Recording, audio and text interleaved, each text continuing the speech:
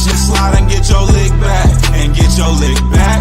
Get your lick back. If a nigga owe you something, ain't no chit chat. Better stay up out the way, don't get your dish splat. Stop letting this shit slide and get your lick back. And get your lick back. I feel like I'm JX. J-Way. I'm a perfectionist. Adderall got me restless. I'm gone. Run with a wild crew, they get reckless. Young boy, come up off that neck. Give me Into that. the trends. See you lead, be the band. Good evening and welcome to another episode of Corner to Copa. The Detroit Tigers split with the lowly Kansas City Royals. After sweeping the Chicago Cubs, second place team? Yeah, second place team because Milwaukee's head and shoulders above the rest. But we head back to Detroit with a full head of steam. Up against a Kansas City Royals team that is without Bobby Witt, without Garcia, out with a lot of guys, but they managed to take the last two games of the series. There's a reoccurring theme that I'm sure will be echoed once we break down the games. But what did you see more so from the last two games that were ultimately to our demise? I didn't get a chance to see yesterday's game, but I looked at the box scores and some of the other notes, and it's just like it looked like a May game. Had a lead going into the late innings, and because of the lack of success in May with the bullpen, has kind of trickled over. And they blew it in the ninth. Salvi hit a home run. Of course, he's hitting like 210 this year after he had a great year last year, but I think Father Time is finally catching up to him. But he's been a Tiger killer his whole career. It's the offense. Honestly, the last few days, it's the offense. It's just nowhere to be found. And really, over this 4-game series, they had one good game offensively. That was it. And I was in person there today. I'll tell you, if it wasn't for that error and some luck, they may have only scored 2 runs today. So thank God Kansas City couldn't field. Otherwise, they wouldn't have even had the lead to come back to begin with. Riley was Dingler was the only legitimate hit that drove in runs that wasn't from walks or an error or misplay. So they kind of hung by on some luck the last 2 games, honestly. But starting pitching was great, continues to be pretty good, but it's inefficient. We're killing our bullpen because these guys are throwing 97 pitches through 5 innings. And then we got to piece it together with a bunch of 4A minor leaguers that just can't get it done, and a dinosaur in Kenley Jansen who has no other pitch than a dead cutter. Hey, you know what though? Kenley Jansen quietly has been on quite a tear the last month. I think hasn't given up an earned run all month. I think he's in his last 30 days. So that might be slightly incorrect, but in his last 30 days, he's got an opponent batting average of 161 and an ERA of 3.12. He's quietly got under 4, and he's been fairly clean as of late. But this is what killed me yesterday. I watched the entire game yesterday, and we got so we blew the lead. I think Jacob Waguespack gave up the game winning run, and but we similar to today where we got runners on in the 9th inning, and yesterday it was McGonigal. No, it was Riley Green on third. It was McKinstry on first, and Vierling up to bat. First 2 pitches from Alex Lang, former Tiger. We got rid of him, and now he's the closer in Kansas City. But at any rate, after striking out Hyu Lee to start the inning, Vierling's up there squaring the bunt. First time he bunts it too hard, nearly allows the first baseman to catch it. And the second time, I think he just whiffed on it. and then and obviously he didn't square the bunt with 2 strikes. I think he ultimately struck out. I think he struck out. He did, yeah. And then leaving it up to Spencer Torkelson, who has been good with runners in scoring position, has been good when there wasn't a runner on second base, because we know he can't hit with the bases loaded. But I think he takes the first pitch and pops out to the catcher to end the game. My thing is this, and this is your corner outfielder. Like, if corner outfielders are usually your better power hitters, but if you have a player in the game, not on the bench, in the game, that feels like he has to square the bunt just to get the ball in the air, because all he has to do is a deep enough fly ball to allow Riley Green to tag up and score. And instead, regardless of whether the coach gave that sign or whether in his mind he said, I need to bunt, I don't think I can get my bat on the ball. Alex Lang at that. Like, this is somebody that we literally said, to hell with you, we don't even want you. Looking at our bullpen now, it just seems insane. But yeah, I mean, he felt that his best chance was trying to square the bunt. I mean, we're not talking about Duran of the Phillies. We're not talking about Mason Miller on the Padres. We're talking about Alex Lang. No disrespect, but yeah, I mean, what are your thoughts about? I think you said you didn't get a chance to watch it, but just close your eyes and imagine Matt Vierling squaring the bunt with runners on first and third with 1 out. Yeah, and I thought I saw some of the numbers in terms of like his chase rate or contact rate late 3 innings, like 7th, 8th, 9th innings in the last handful of years. It's pretty good success and a very low like strikeout rate, like under 10%, which is better than league average. I mean, that screams AJ, because if you try it once and you don't get it and it's on your own, you usually don't go back to the well on it again, because that got to get your ass on the bench potentially. But the fact that he went back to it tells me that was an AJ move. That's fair. But I feel like Vierling's also more of a natural center fielder. He's got some pop, but he's definitely an athlete outfielder that kind of do a little bit of everything. But the fact that he couldn't, well, the other thing, what I was told too, that second strike that he ended up pulling back on was right down middle Broadway. Yeah, like that is on him 100%. That second pitch, you're not going to get and it was a fastball. Like, that is the easiest pitch location other than maybe inside or a little out and higher up, so you can really try and angle where you want to go with it, because it's a do nothing pitch. You know, if you see the 4-seam, I can push it where I want. And he didn't even offer. But then again, we've noted this last, 2 years since 2024 run, they just don't bunt. So I can't imagine they're practicing it that often. If they are, it's so minuscule that obviously it's a glaring issue in game when they can't get it done. But to your point, clutch situations and not the right guys coming up, and ultimately they choked. And today, 2 on, no outs in the 9th, and no one ever got past second base. And you had the meat of the order up, and they went whiff, or whatever outs. And it was just like, well, damn. But I'll tell you what, though, a guy that needs not ever see Toledo ever again, Hyu Lee. That dude had the week of all weeks.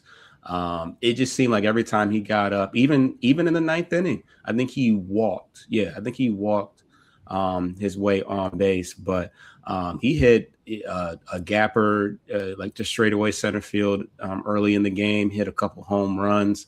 I think his average is 391 for the last 7 days. And I think he's hitting something like 500 with runners in scoring position. Like, he's just fearless out there. Now, as a fielder, he had another error today. Might have, yeah, and it was bad because it was in the midst of a Framber meltdown, and that couldn't have helped things. But I mean, Framber, I think, ended up only because it was bad earlier in the week on his return from bereavement. He got completely blown up. Who was that versus? The Cubs? Cubs, yeah. Oh, Oh, we didn't sweep the Cubs. We Yeah, lost. that's that what I was game. saying no earlier. We got blown out, and Right. McKinstry pitched 2 innings, and Rogers pitched the 9th. Right. So so the Framber blow up. So that's what 2 games. So 2 games this week that that Not good Framber pitched. I starts. mean, yeah.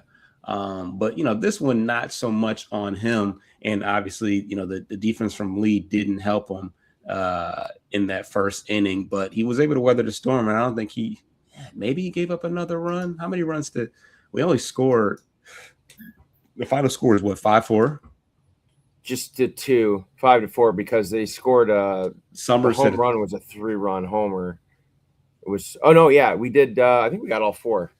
It was all 4 off of the starter that we got. Yeah, but no, he didn't give up. Drew Summers gave up a 2-run. That's how we lost the lead. So then he gave up 3 then. Yeah.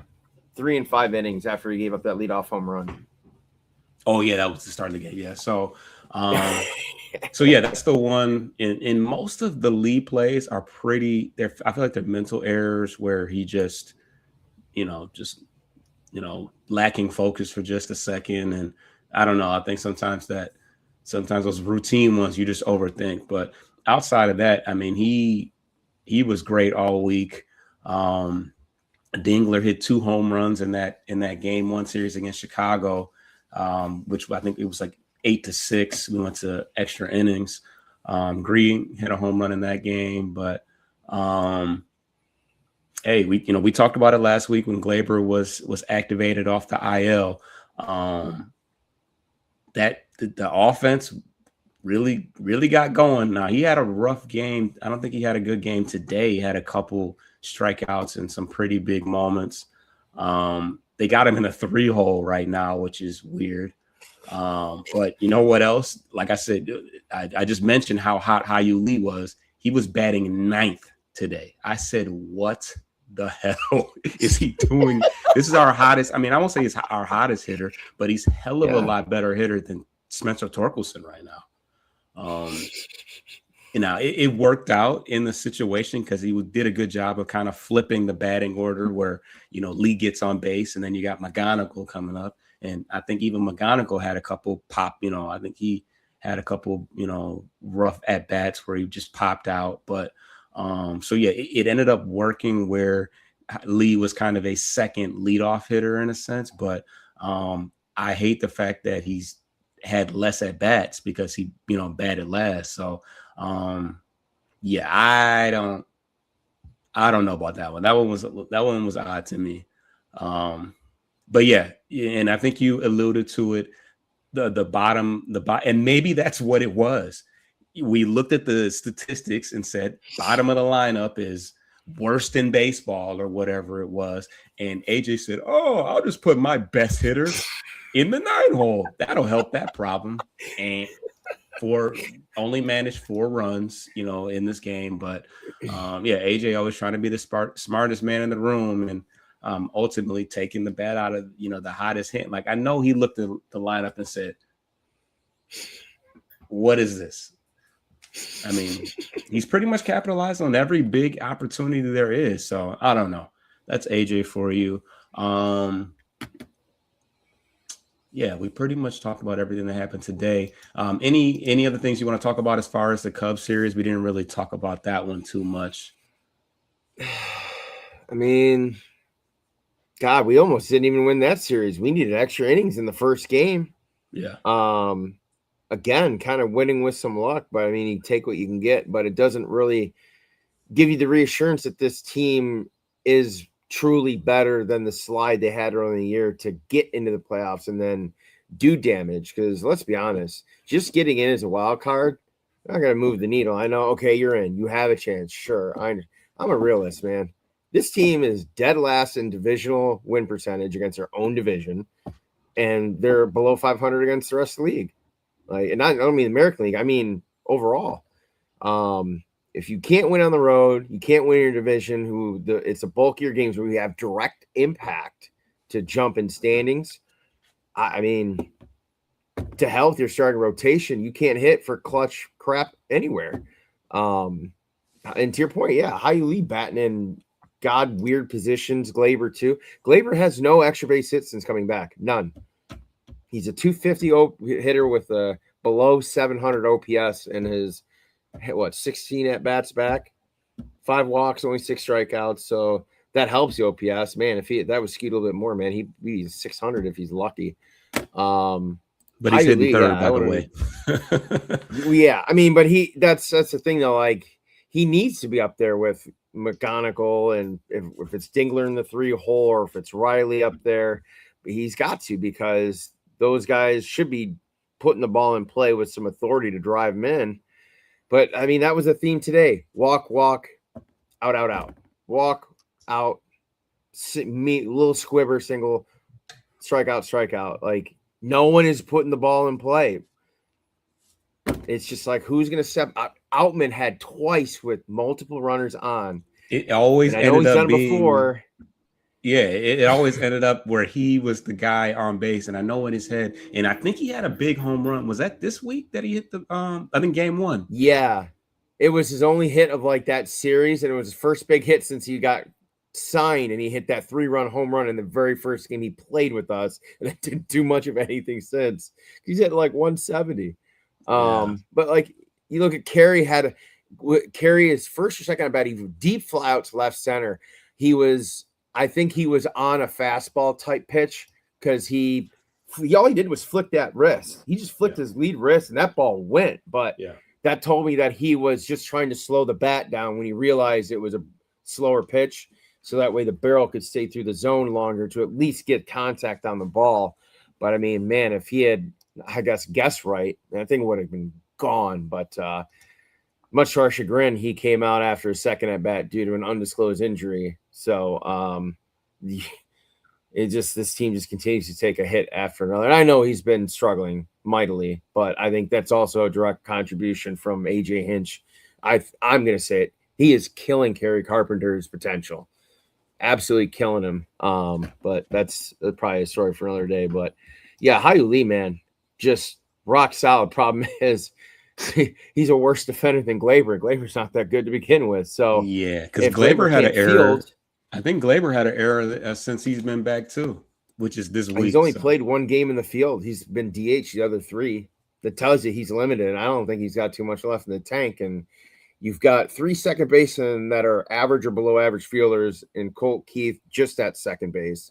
Because honestly, I think he's been better at third than second. He's been flashing the leather at third. I've actually been really impressed. He had a good game today. He made 3 really nice plays today. But yeah, you've got 3 weak fielding second basemen and Kevin McGonigal on the other side of the middle infield, and you still have no everyday true third baseman that you can really rely on. So that's the part that sucks, because you need Hao-Yu Lee's bat in there. You have to.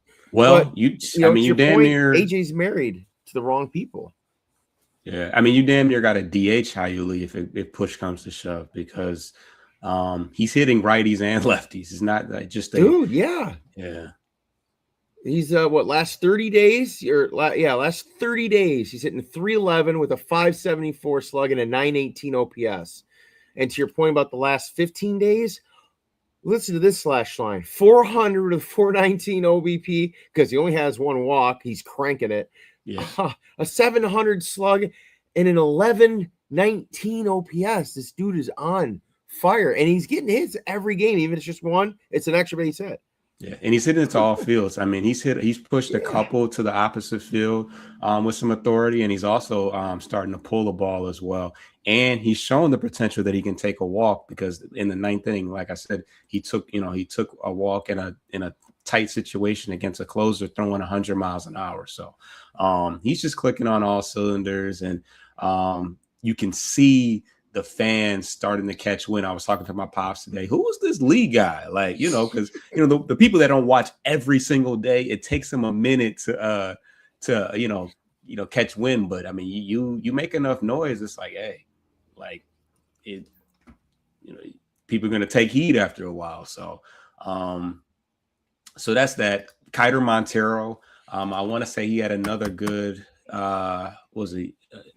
his last outing on 5 1/3, 1 earned run, 8 strikeouts, 81 pitches. And you had a stat line. I think you put What do you remember what it was? He was like top 5. It was like him, Cam. Oh, Schlittler, that graphic? Yeah. Let me pull it up real quick. Yeah, and all those other guys are probably gonna be in the Hall of Fame. That's crazy. Oh, okay, yeah. Whip leaders: Jacob Mizorowski, 0.77; Yamamoto of the Dodgers, 0.88; Cam Schlittler, 0.93; Montero, 0.96 whip. And all those guys are in the top 5 Cy Young running for each league, respectively, if not the front runner, like Cam is. Yeah, I'm sitting comfortable in that class. But yeah, how long have we been talking about Kiner Montero? Us personally, we always were on that bandwagon. But yeah, we're 20 minutes in the show. We're gonna get to the first break, and then we're gonna talk rosters. Be right back.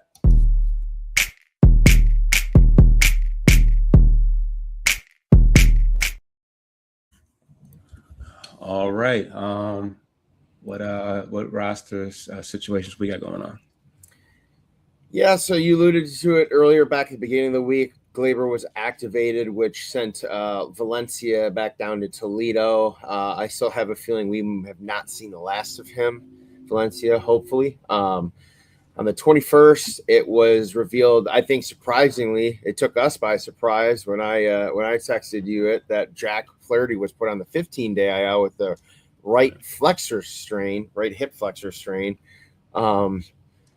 And recalled Ty Madden, who's been all right this week. I think he made a second appearance today this week. He looked good. He got thrown in a bad. I'm giving him a pass in that Cubs game because Framber put him on the spot and he had to get hot fast because he couldn't even make it out of the first inning. So I'm gonna give him a pass on that. But he's shown promise since last year. A minor league signing that kind of snuck onto the radar. They signed catcher Carlos Perez to terms undisclosed with no assignment yet. To your point, you alluded to offline a few days ago about Nido being injured. I may have accidentally stolen some of that thunder, but I think to your point, I think this ties into that directly, probably as a depth thing at Toledo. But aside from that, on the 24th, Birch Smith left a rehab start in Toledo with shoulder discomfort, and in the interim has been shut down until further evaluation and testing can be done. And then the 26th, Carpenter today left mid-game with an undisclosed injury. I do want to say when he was jogging in the 3rd or 4th inning, he kind of looked like he was running with a little bit of a limp, but if it's his hamstring again, man, he might just be cooked because that thing he admitted the other year, I don't think it was last year, I think it was 2024, he pulled it like 5 times during the season. That was last year. And in the playoffs, it finally caught up to him and he couldn't run in Cleveland. But more on Carpenter later on. But that's it for now for injuries and roster moves with no Skubal trade yet. Right. Yeah. No. Yeah. Carpenter. Yeah. That 2 years ago. Yeah, he couldn't walk. But last year, I want to say he was laboring around the bases and was kind of nursing it for a little bit as well. It's been something that's been ongoing, and it's been ongoing for the last couple of years. So we'll see about that. Obviously, we got somebody coming back, so it may be a smooth transition. But of course, we're all pulling for one particular outfielder to finally get that shot. But that's parlay right into the minor league report. EJ Exposito hit another home run on Friday. Justice Bigby has a 24-game hitting streak currently, which is an Erie record. He's kind of been a journeyman. He's a little bit older prospect. Was in Toledo for a handful of games before getting sent back to Erie, but might be an interesting prospect name that we might be able to float in a trade, because I don't see any any pathway for him to get to the major leagues anytime soon. You talked about Tomas Nido got released. Josue Briseño hit a home run on Saturday, straightaway center field from 118 feet in Erie. Javi Baez hit 3 doubles in his rehab start on Saturday. Jackson Jobe made another rehab start, 4 innings pitched, 2 hits, an earned run, 2 walks, and 4 Ks. And Max Clark hit another home run yesterday, 107 off the bat, 381 feet. clock is ticking on him. So that is that. What else? Oh, around the league, anything going on around the league that caught your eye? Yeah, I mean, the Yankees somehow have dug themselves out of that hole that we were contributing to their streak the other week. They're 8-2 in their last 10, and they're right back in the mix of it. It's just you look around at some of these other teams, and like Boston was below us a month ago. In fact, they were largely written off, and I think a lot of us agreed, like, they're kind of dead in the water right now. And all of a sudden, they win 15 in a row. Then they lose 2 or 3, and then they've won a few more in a row. I mean, their stretch run has been better than our May month. Put that in perspective, how hot they are. Yeah, I mean, it's just frustrating. But the Yankees are back into it. The only team Detroit has jumped since last week is Toronto. But there's only like 2 or 3 teams that have fully committed to being sellers right now. And everyone else is still kind of, they're all in line, shoulder to shoulder. They're bumping each other, trying to figure out what the hell, where's my next step to be? Where do I need to go? But I don't think that really changes in the national scope with Skubal. But not too much else from around the league. Have we talked about Skubal saying that he was hurt yet? Or is that? We can go there if you want, if that's where you want to transition to, because boy, I know we have a lot to discuss and analyze here. If you want to kick it off with a particular comment to start that got under your skin. Well, so he basically said that he knew that he was injured in January, and that he felt that he was trending towards recovering, because January, that's a long time away from March, kind of, I guess. But the part that threw me, and once again, no filter, didn't really have to say this. He 100% didn't have to say this. He says, this is in the midst of the arbitration deal. He knew that he was in a arbitration battle, and he may have subconsciously had that on his mind when deciding whether or not to get his elbow checked out, because there was no harm in getting his elbow checked out. Now, mind you, I understand, why would you cut yourself down to the legs and give them more leverage? But why say it? You didn't have to say it. He did that. It wasn't provoked. It wasn't like he got caught in a lie or something like that. He volunteered that information.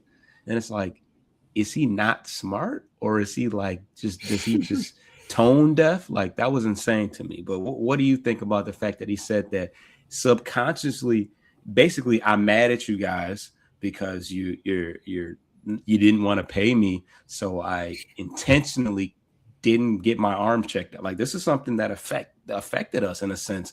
When he got hurt, not to say that I don't know what impact it was, but he got hurt, and then we had that May. That's literally how the progression of it. But you've had a lot to say about Skubal. Yeah. Fuck him. I'm done. I mean, he's a snake. Point blank. I mean, I could get really riled up about it. I did on offline, just texting about it. But like, this guy is playing two sides of the same coin, and it's finally getting on people's nerves, and they're finally picking up on. And this has been going on for months, since last year. But I mean, in terms of the quote, like that article was in the Player Tribune. That's a player-run platform. Like, you didn't have to give that interview. And to the point, what some of the local sports personalities here in the Detroit area mentioned, you had every opportunity to tell him you're wrong, or leave tread marks on his face and bury him for it, which he would have been in the right to do if it was wrong. And right. He didn't back. He just tried to walk it back, and then he's made the comment. Oh, well, his comment, like, I didn't mean to say that. Is, remember 2 starts ago, I thought I hit a little more left in the tank. Blah, blah, blah, blah. I'm like, where was that last year in Seattle, jackass? Like, what are we talking about here? This guy doesn't own residence in Michigan at all. He does PR shit in December for 2 weeks and goes back home to Arizona. All of his posts are always from his Phoenix or whatever home out there. This guy's got no roots here. Does not want to stay here. Does not care. Bye. Because he doesn't want to go to a potential team that we could just ship him off to for crap and be like, here's a losing team or a team that might not make it. Just get out of here. But I mean, it's bad. This is borderline psychotic behavior. He's publicly I'm starting to question his mental, like not his mental, because you said psychotic. I don't know, but like just his intelligence. I feel like his ability to read the room. I feel like he's essentially a dumb jock. Great athlete, but like he doesn't know how to. To the media and then blame the media for being wrong, but then they didn't say they were wrong and didn't call him out on it. Like, yeah, because he basically, the interview that I saw that I think was a rebuttal to his initial talking about the injury was basically you twisted my words, or I'm not going to do that with you. We're not going to whatever. Yeah. He tried to make it seem like it was blown out of proportion, basically, and he just put it on them. But it's like based upon what you said. Yeah. But where's the misinformation? Then you had the chance right there to say ABC. Nope. So when he was throwing T-shirts in the crowd at the Breslin, his elbow was fucked up. Well, here's the kicker. Here's what really pisses me off about that in particular. He wanted another start in the WBC, which definitely would have fucked his elbow up for much longer, probably, and we wouldn't have had him from day one, game one. And once again, remember I said, I forgot about the WBC. Like that was a whole nother thing. Mm-hmm. Yeah. This guy's been Detroit Tigers 3rd, 4th, and 5th in his list the last 2 years. Wow. Yeah. And the fact that that Scott Boras like wanted Skubal to be present for that was manipulation, that he allowed him to manipulate him in that situation too, because of course a player who, I think the players are not normally involved in those things, but of course when the Tigers came in and laid it out on the table, this is why you don't deserve 20 whatever $1 million, of course that was going to piss him off. That's why players don't go to, it's not a heartwarming process to go through. So Boras is probably part to blame for it, but at the same time, it's like, Skubal, you're not helping yourself with the shit that's coming out of your mouth. So that's that. And to wrap that point up real quick, they're the last 20 starts in the regular season for Skubal, they're 500. In the playoffs, they're 3-3 with him. You're better off flipping a coin, dealing him and flipping a coin on the outcome of those games in place of him. Yeah. Now he was amazing in the last game versus, I think that was in the Kansas City series, one of the Kansas City. Mm-hmm. He was he's what we've wanted and kind of expected him to be. Because prior to that, like you said, it's not like we've been winning all. He's been an automatic W in the games. But yeah, somebody alluded to it. I can't take credit for it, but they basically, because he came out for the 6th inning or the 7th inning, but it was just one batter, and then they took him out immediately, and they basically said, that was his swan, that was his ability to get that last standing ovation before he, walks, through the sunset or whatever. And I was kind of like, it was kind of odd how they pulled him in that particular situation. So some people are saying that was possibly his last start. So I don't know. There hasn't been a lot of smoke. Of course, just the mock trades to New York, LA, Milwaukee. But I just really hope that when and if he gets moved, that we nail it with at least one ready bat. I mean, one ready arm, and a couple, and at least one potential bat. This Andrew Fisher guy from Milwaukee. I think he was in the World Baseball Classic for Italy, and he was on Bowers. What's his name? Bauer, the pitcher. the one that got banned from baseball.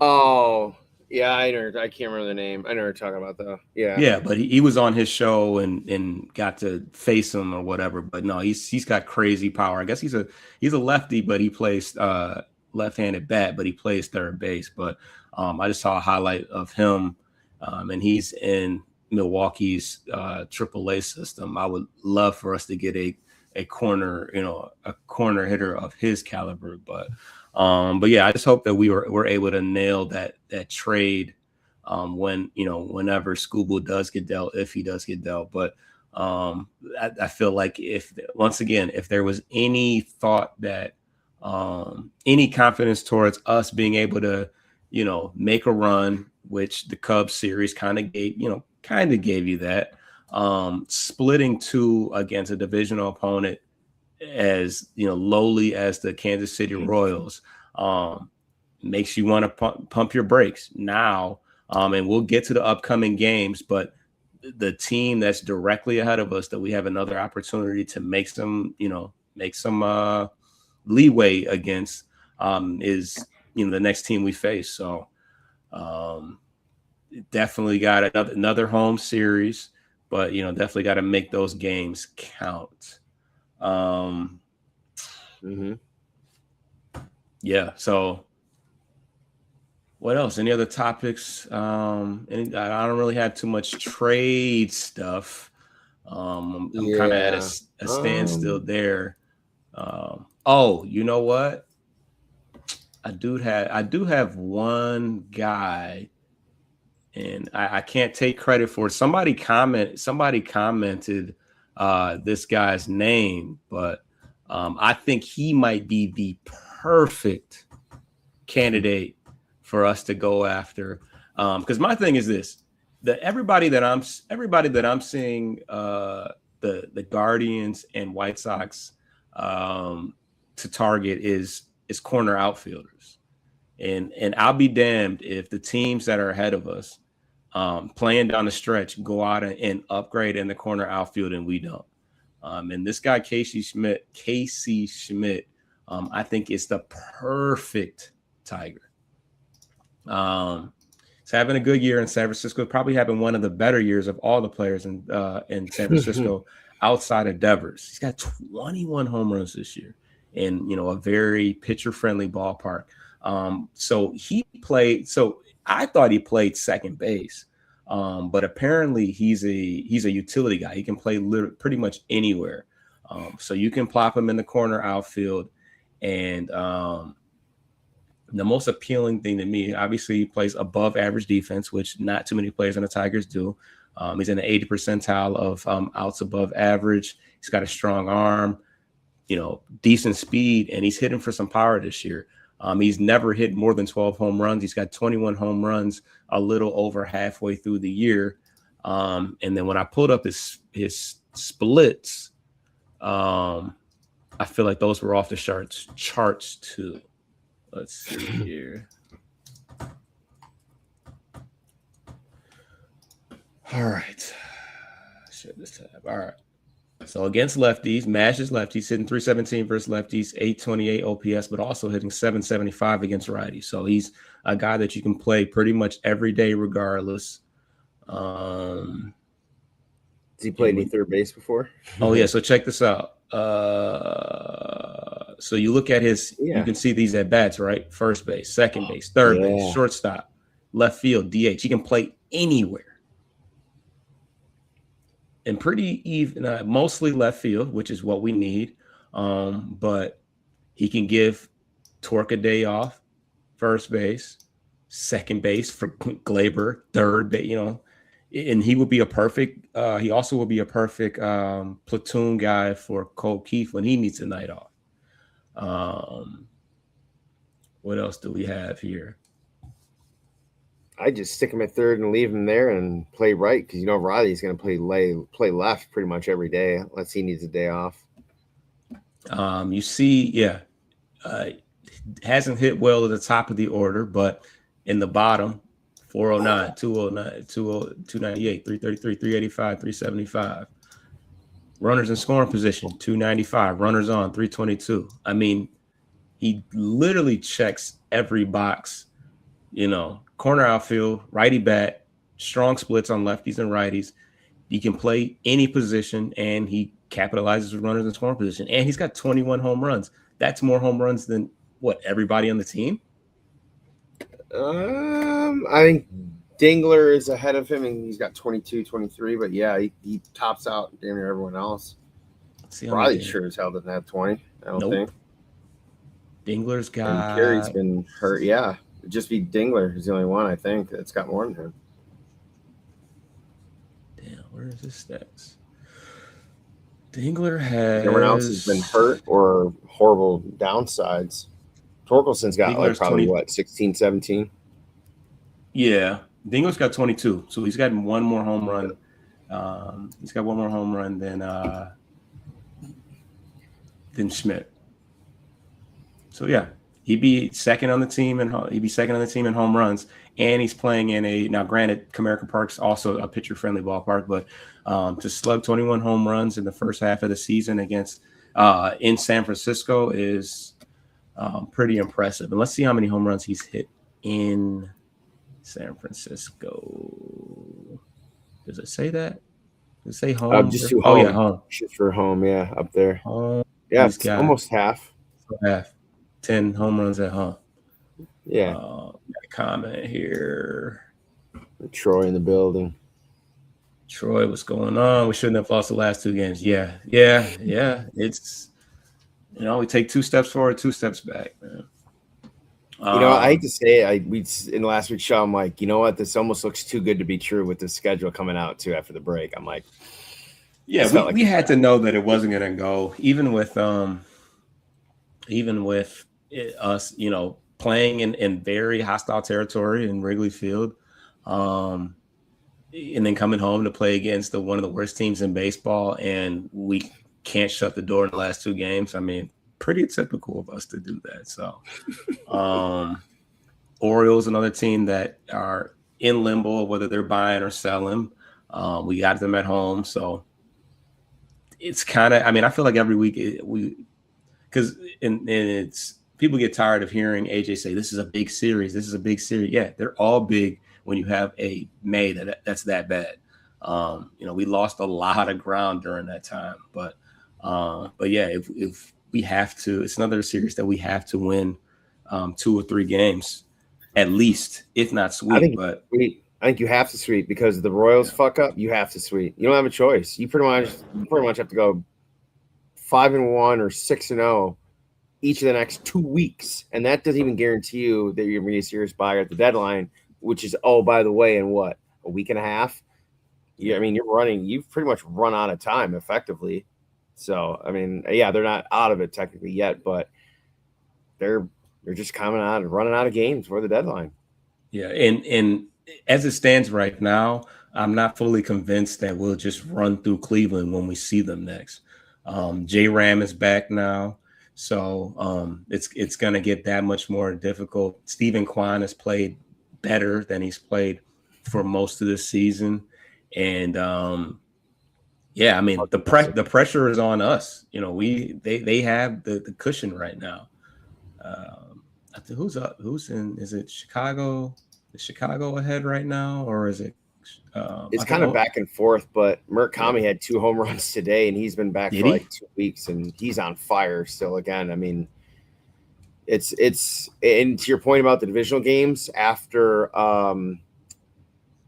their West Coast trip, I mean, it is heavy division against all the not just Kansas City. They have 1 more series left, but it's Cleveland, Minnesota, Chicago, Cleveland, like 4 out of 7 series or 5 out of 8 series. So it's going to be an absolute gauntlet going forward. But I mean, the fact that the Orioles are coming up, it gives me nightmares from the last run of 2014, where that illustrious rotation got absolutely blown off their doors and swept by the Orioles. Oh, which by the way had Delman Young, who we let go in free agency.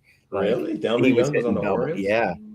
He killed us that series. That last game where they swept us, he had like 3 hits, including a home run, like 5 RBIs. Absolutely destroyed. Scherzer, Verlander, Sanchez, L's. Wow. You got to be able to hit in the playoffs, man. And we've seen it firsthand the last 2 years. This team probably should have been in the ALCS at least one of the years. At least one. Troy says, are you guys wanting to keep or trade Skubal? I'm leaning trade if we get really good young pitcher already performing in MLB. Yeah, we talked about it about 10 minutes ago. Yeah, we're about done with him. I mean, he pitched great the other day. And when it's all said and done, I said it a month ago, it's gonna be the franchise is gonna be split. There's going to be some logical, and you sent me the video of the people talking, the women were like, oh no, keep Skubal, I think he should stay. And the men are like, it's about time to let it go. Because we understand how it works. We know he's leaving regardless. And we have the opportunity to, build and keep ourselves afloat for the next couple of years. Unfortunately, we're not talking a World Series at this time because of the fact that we haven't got the bats that we need. But at the end of the day, if we can continue to be in the mix, in the playoffs, threatening to possibly be a, wild card / World Series contender, you're always one strong trade deadline away from making that happen. So, you just don't want to get to a point to where you have seasons where you're just completely bottoming out. I mean, that's essentially what happened after Verlander. The return we got on that investment wasn't strong, and ultimately the team got extremely, lacked a lot of talent, and then you had an older Cabrera trying to carry us. So. Yeah, you want to continue to replenish the farm system. We saw what the farm system, how the farm system can be a contributor to the teams. Now you got Hyu Lee, who was was traded, was a part of the Lorenzen trade a couple of years back. That's finally come to fruition. McGonigal, obviously, he's an all-star and in a new class of legends every time you look up. So yeah, it's good.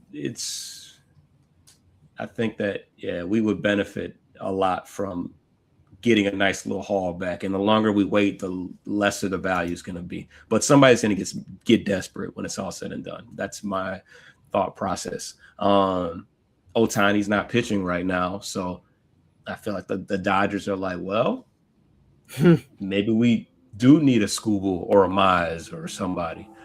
He said, in a perfect world, we have an owner that would pay him, but since that's not possible, we should trade. But I want a great return. I'm not trading for nothing. I mean, you're going to lose. You could possibly lose them for nothing. So, yeah, you're going to trade. And then we touched on earlier the comp pick situation with the luxury tax, a little more complicated. But Troy, if they're still over the luxury threshold, that comp pick slides down to a 4th round pick, which is essentially worthless. And that would, to your point, Brian, that would be literally like, you're losing him for nothing. So I think you absolutely. I'm not lean. I'm firm. Sell, trade him. 2 players minimum, both top 100 at the worst. Ideally, 2 in the top 75, with 1 being a top 15 prospect. But yeah, I think a bat and an arm, I think, is kind of the baseline here. If you go 2 arms, I mean, I don't know how you can take this franchise seriously when they refuse to address their offense for almost would be potentially up to 3 years in a row, depending what happens with the looming lockout for next year. Right. He said, I'm happy we have McGonigal locked up for 8 years. Yeah. We did that part right. We did lock 1 bat down. So. Yeah. I mean, if he's smart, you get Dingler locked down, and you lock down Montero for value. You get all 3 of those guys, and if you can get Mize, there's like 40% of where you would have paid Skubal. And frankly, Troy, like the money that he's commanding, it ain't worth it. 5 innings, your bullpen is crap because he can't get to the 6th inning on a regular basis. I'm not paying him $400 million to be a 5-inning pitcher. Sorry. And they had, Bird Fidrich's family on the in the booth today, and they had his stats up there. I think he was, how many wins? He had 19. He had a crazy rookie season, but the thing that jumped out to me, 24 complete games. Only won 19 games, so some of those were losses. They weren't using bullpen guys back then. Those guys had rubber arms, and they went out there and pitched every day back then. And That's what my dad said. Go ahead. What were you saying? Oh, in the 84 when they won it, every starter went to distance. They didn't use a single bullpen arm, I think, except for one game. They came in the ninth inning or extras. The Stars went 8-9 almost every single game in that World Series.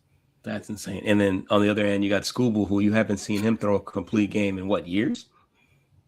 Yeah, Montero's the only pitcher in the Tigers system in the last 3 years to throw a complete game, and not even that, he threw a complete game shutout. Skubal hasn't even done that. Of course it was. Of course it was Montero. Who else would it be, right? Mm-hmm. So yeah, let's get to the last break, and then we're going to talk about the upcoming schedule.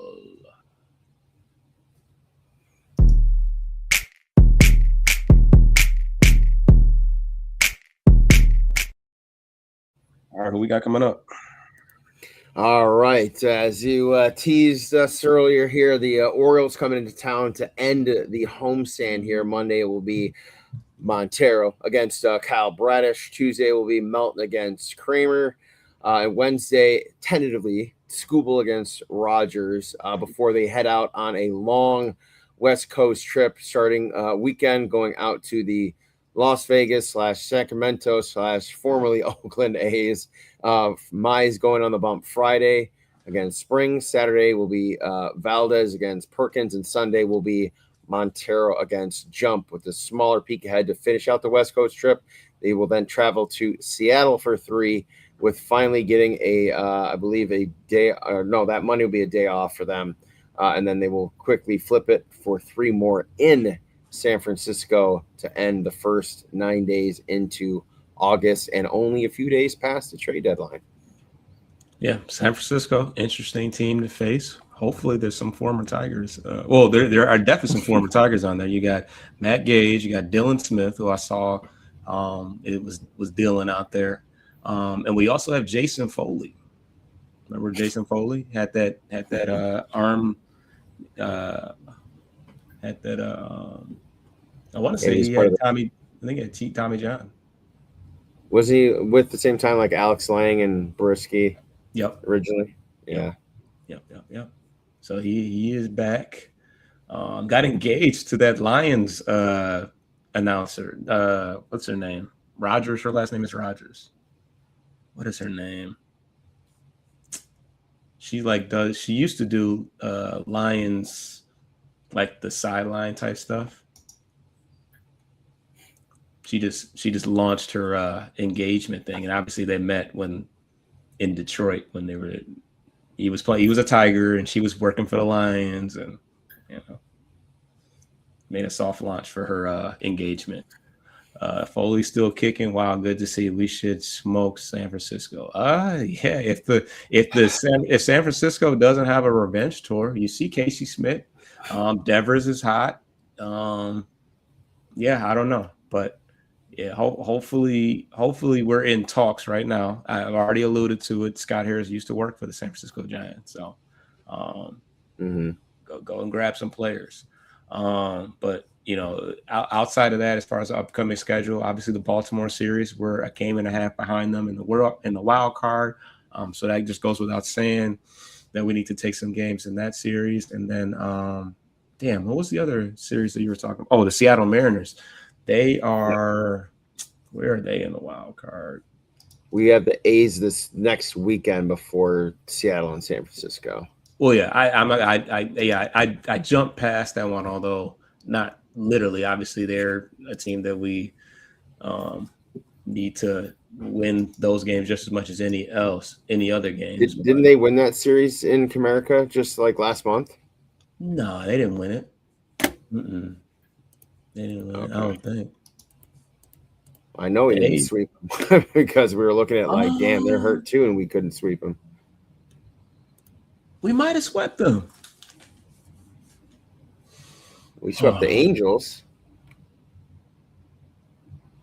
I think we beat the A's.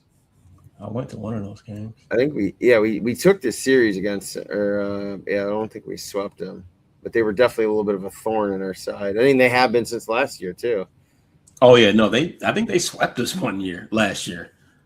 But yeah, the Mariners are up two games above us in the wild card, and they're only 2 games away from 500. So between the Orioles and the Mariners, those are 2 teams that are ahead of us in the wild card that we can get some games on.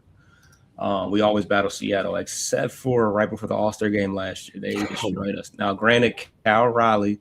Oh yeah, and I want you to get to your hot take. Cal Riley and them guys, had their way with us last year right before the All-Star game. But you said you had a hot take that you said offline. I wanted you to get an opportunity to talk about that. We got 5 minutes before we're at an hour, but let's hear it. We're talking about the MVP or the other one about I think the one that stuck out to me was the MVP one. Yeah, I think in the next 5 years, Dylan Dingler is going to win a MVP of the league. Not being the MVP of Detroit, but MVP of the league. Just given everything he's doing right now, and the fact that batting averages are so down historically this year, especially. But it's kind of been a slow trend last few years. If he hits 270, ripping 25, 30 home runs, 100 RBIs, and he's still the best defensive catcher out there and the highest conversion of ABS win rate, what more can you do other than steal bases? But catchers historically don't steal bases. So, he's setting records that haven't been done by catchers since Carlton Fisk a generation ago. What records? Mickey, it's his clutch. It's like clutch hitting, multi-hit games.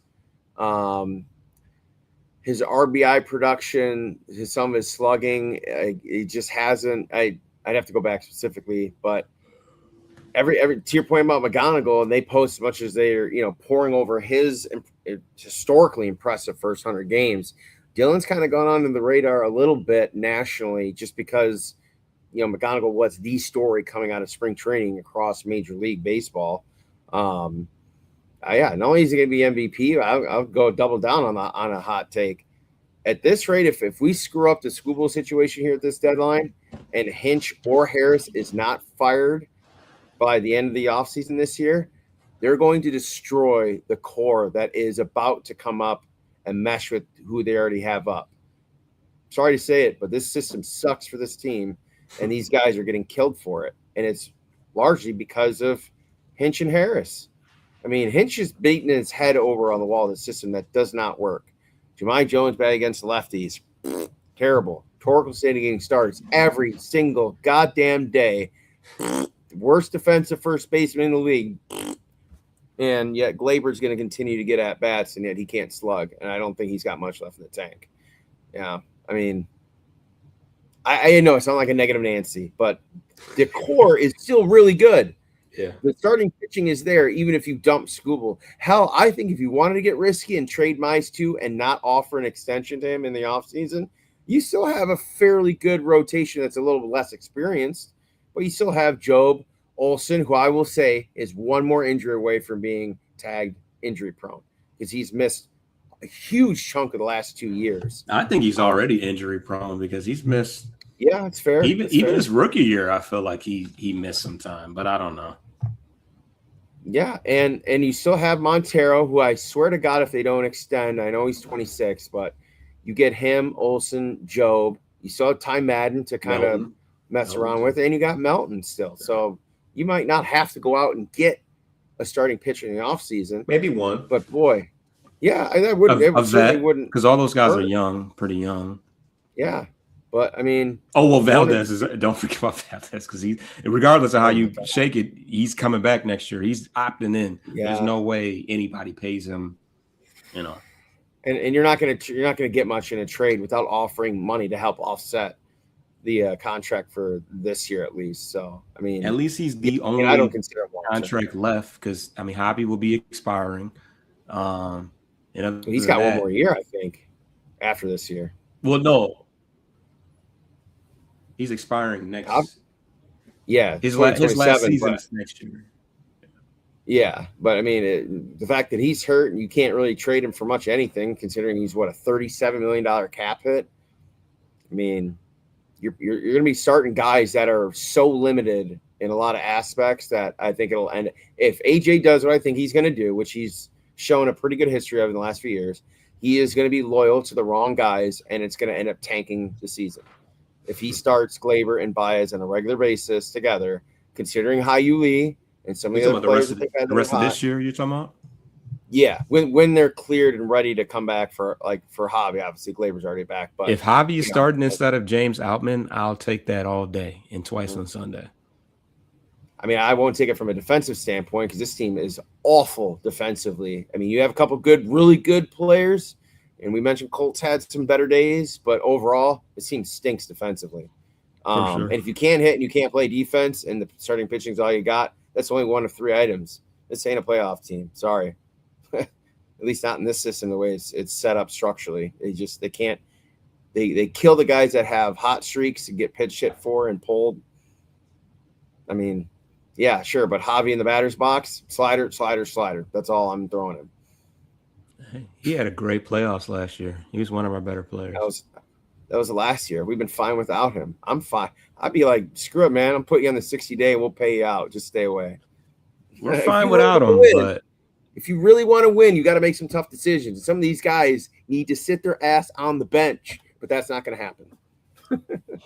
Well, everybody plays for the Tigers. Ain't no sitting on the bench. That's true. So. He was honest about that when he got hired. He goes, all my 26-man guys, they're going to play. But it's also at the detriment to the guys that are playing well. You know, it's hard to keep that momentum when you're getting yanked every other game or not starting every other game. But that's kind of a larger issue that we've been talking about for a while now. Troy says Dingle is a big part of why we're right in the race. Oh, yeah, absolutely. No doubt about it. My only reservation to him being an MVP in the next 5 years is the fact that he plays catcher, and we know how that position ages. I alluded to Cal Riley. He's having an awful year. It's just tough to maintain. I mean, he had an historical crazy year last year. I don't even know what happened to him, but I would like to think that it has something to do with the fact that he plays just a really grueling position.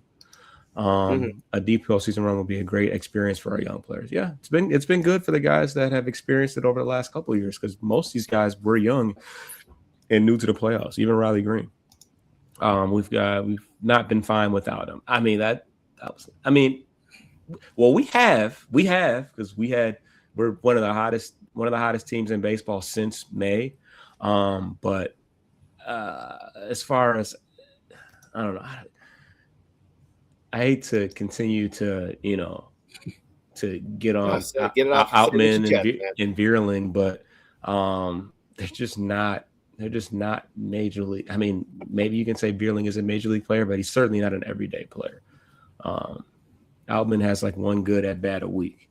We've not, So he said Javi was an unreal utility guy switching positions last year. Our utility situation has been a disaster this year. Yeah, because you got McKinstry out there, and what it is we have one too many utility guys playing every day. Guys that should be playing on the bench, being as defensive substitutions, but instead they're getting 4 at bats a game. McKinstry, Vierling, Outman. It's the three-headed monster. You just can't play them. You just can't play them together. I mean, these are guys that literally are in the lineup together on a daily basis, let alone over the course of a game. Heaven forbid you throw Jake Rogers out there every once in a while too. Just about to say that when Dylan needs a break and he DHs, guess who's catching? Yeah. It's Jake. Oh, and then Dingler's your DH that day. He doesn't even really get a day off. So, but Dingler's our best hitter, so makes sense. All right, we are at the hour mark. We are getting really, really close to 500 subscribers. So please subscribe if you haven't already. They're finally hitting that milestone. He said we need a guy like Tommy Edman who we want to run this style of baseball. Yeah, we just had the wrong players for what the style of play. Like I just bang my head on the wall at some of the lack of speed and base running. I was watching the Tampa Bay Rays against the Cleveland Indians, 2 teams that know how to score even when they're not hitting a bunch of home runs. Chandler, Simpson, the ball on the when the first run they scored, it was 0-0 all the way to the 5th inning. The first run they scored, the ball barely left the infield. He slapped a base hit over the third baseman's head because he's a danger to steal. And then he steals second base, moves over to third on a ground ball to the right side of the infield, and then with one out, Cedric Mullins bunts it over to first base, and Simpson scores on an infield single. That's how you manufacture runs, and it doesn't force you to have to barely hit the ball at all. But this team doesn't have any speed. Colt got threw out earlier this week. Riley Green just barely legged out a couple doubles where he was basically out.